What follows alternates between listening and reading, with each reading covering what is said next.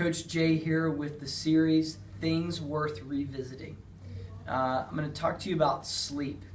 And if there's one word with sleep that you need to remember, it is routine, routine, routine. What is your routine? How do you prepare for sleep? What position do you sleep in? What temperature do you need to have when you sleep?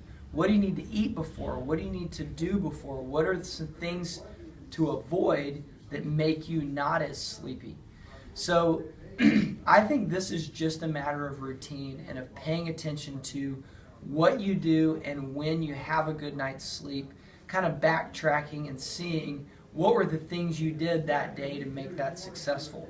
So some things that are negatives a lot of the times are too much screen time with your phone in bed or TV in bed.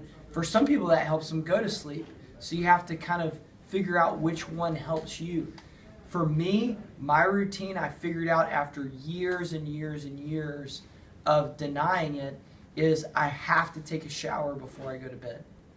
If I don't take, even if I took a shower 5 hours earlier or 3 hours earlier, I've got to take one right before bed, just real quick.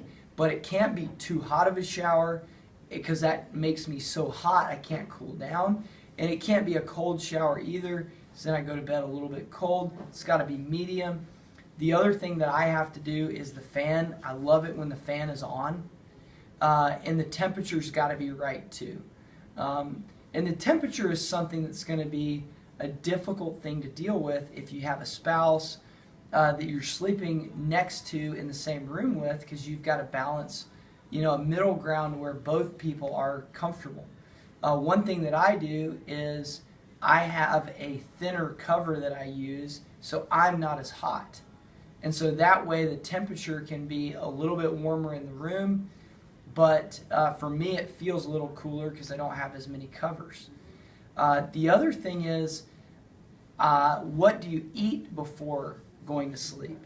So for me that's not really an issue. I don't have like a eat or don't eat. It doesn't really matter. Besides, I cannot have caffeine after 4 o'clock. If I have caffeine after 4 o'clock, I'm done. I'm not sleeping. So those are just some things to think through as you kind of plan out your sleep, what helps you go to bed. And then back to the routine. You've got to go to bed at the same time, and you've got to wake up at the same time.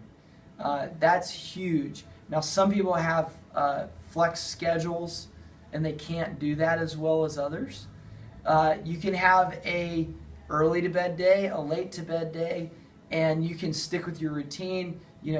Drink your tea before bed or your milk or whatever helps you kind of get in that flow of it's time to sleep. Some people can't exercise too close. That's a common issue. If you exercise at 7 o'clock, you may not be able to go to bed until 1. You have to take that into consideration. So, just reviewing, it's going to be different for every person, but it's worth revisiting because if you're having a hard time sleeping and your body's not recovering, you're not healing properly, it may be something as simple as you do need to take a shower before, you can't have coffee in the afternoon, or it may be something simple like, okay, by 8:30, I've got to put my phone down. And I know when I put my phone down, I don't answer emails, I don't do Facebook, I don't listen to text, and as a result of that, I'm calmed down. So feel free to send me questions, and if somebody had something unique that I didn't cover with getting ready to sleep, I'd love to hear about it. Stay tuned for another Things Worth Revisiting.